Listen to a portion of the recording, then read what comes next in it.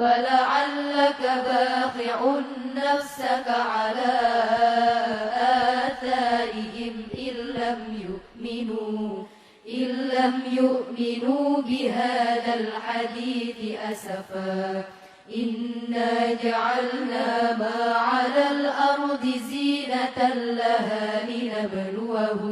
لنبلوهم أيهم أحسن عملا وإنا لجاعلون ما عليها صعيدا جرزا أم حسبت أن أصحاب الكهف والرقيم كانوا من آياتنا عجبا إذ أوى الفتية إلى الكهف فقالوا ربنا آتنا من لدنك رحمة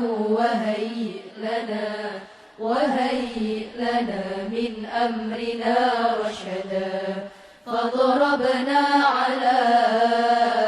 آذانهم في الكهف سنين عددا ثم بعثناهم لنعلم أي الحزبين أحصى لما لبثوا أمدا نحن نقص عليك نبأهم بالحق إنهم فتية آمنوا بربهم وزدناهم هدى وربطنا على قلوبهم إذ قاموا فقالوا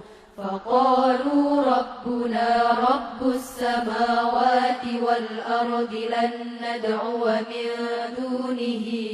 إلها لقد قلنا إذا شططا هؤلاء قوم اتخذوا من دونه